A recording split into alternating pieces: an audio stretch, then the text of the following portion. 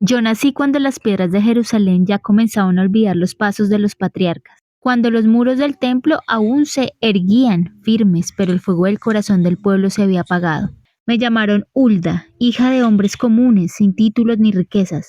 Desde que era niña entendí que no era como las demás.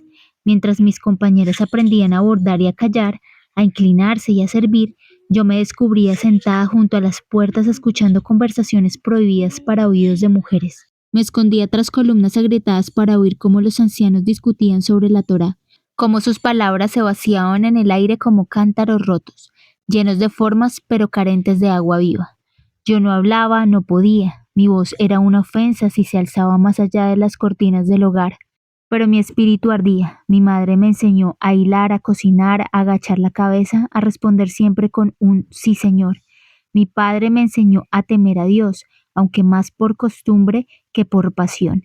Él mismo había aprendido que honrar a Jehová era ofrecer sacrificios en las fechas correctas, recitar plegarias aprendidas de memoria y confiar en que todo estaría bien si seguíamos las reglas visibles. Pero yo sentía que había algo más, algo que no me dejaba dormir cuando la luna bañaba con plata los patios del templo, algo que me hacía llorar en secreto cuando nadie miraba.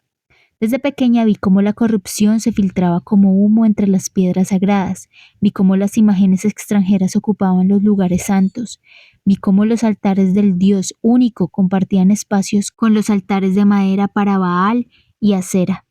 Vi cómo los sacerdotes vestidos de lino eran en su interior sepulcros vacíos. El pueblo venía, traía sus corderos, sus ofrendas, sus cánticos, pero sus corazones estaban lejos, vendados, entregados a dioses que prometían placer inmediato y olvidaban la eternidad.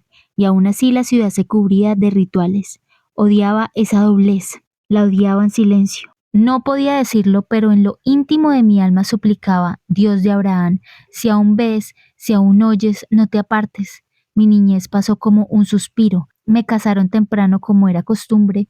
Un hombre recto, servidor en los atrios del templo. No era malo, tampoco era diferente.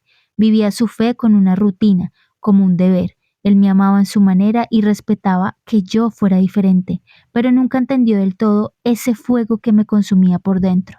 En las noches, mientras él dormía, yo salía al pequeño patio y alzaba mis ojos a las estrellas. Dios mío, susurraba, ¿acaso ya no hablas? ¿Acaso ya no buscas? Y allí en la inquietud sentía a veces un estremecimiento, una sacudida en el alma, como un eco lejano de Dios que aún no se había rendido con nosotros. Era una sensación que me dejaba temblando, llorando, sabiendo que, aunque el pueblo había olvidado, Dios no había olvidado a su pueblo. Fueron años de espera silenciosa, de cargar una certeza que no podía explicar, de ver a las mujeres reírse de mí, llamar a santidad a sus supersticiones, vestir a sus ídolos como quien viste a un niño. Vi madres llorando a hijos que ellas mismas habían entregado al fuego. Vi familias destruirse buscando favor de Dios de barro, y cada vez que veía todo esto, más gemía dentro de mí. Señor, ¿hasta cuándo? Entonces, sin buscarlo, sin anunciarlo, Dios empezó a usarme. Primero en murmullos que escapaban de mis labios cuando aconsejaba a otras mujeres, luego en sueños que me mostraban verdades demasiado grandes para mi boca pequeña, después en palabras que brotaban con autoridad, sin que yo pudiera detenerlas. La gente empezó a notarlo, no podían negarlo. Algunas me despreciaban, otras se acercaban en secreto queriendo saber qué decía el Señor.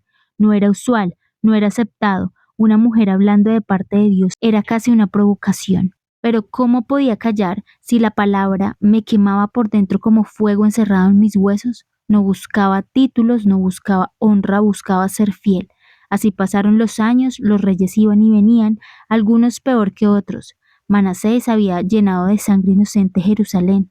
Amón siguió sus pasos. El pueblo parecía dormir bajo un pasado monte de olvido espiritual, hasta que llegó Josías. Un niño, un descendiente de hombres perversos. Nadie esperaba mucho de él, pero Dios siempre ve lo que los hombres no ven. A medida que Josías crecía, su corazón buscaba lo que era recto. No sabía el camino exacto, pero su alma ansiaba su luz. A los 18 años de su reinado ordenó limpiar el templo. Fue entonces cuando, entre piedras derrumbadas y pergaminos olvidados, Hilcias encontró el libro de la ley, el verdadero tesoro, la voz perdida, la brújula escondida. Se lo llevaron al rey Y cuando Josías oyó las palabras de Jehová, no endureció su corazón como sus antecesores, no buscó excusas, no culpó el pasado, rasgó sus vestiduras, lloró, tembló, se quebró, y envió a sus hombres a buscar dirección. No fueron a los ancianos, no a los poderosos, no a los escribas, vinieron a mí, una mujer, una voz relegada, porque cuando Dios quiere hablar, no busca rangos, busca corazones dispuestos. Llegaron a mi casa, tocaron la puerta con temor y esperanza. Me contaron lo hallado, me pidieron que consultara a Dios, me encerré, me postré, clamé. Y el Eterno respondió, no con suavidad, no con palabras dulces, respondió con la gravedad del Dios Santo que ha sido despreciado. Dijo lo que me fue dado, que vendría juicio, que la ira de Jehová era grande, que las abominaciones de Judá no quedarían impunes, pero también habló esperanza, que por cuanto Josías se había humillado, no vería el desastre de sus días, que Dios en su misericordia le daría paz mientras viviera. Los enviados escucharon, temblaron y llevaron la palabra al rey.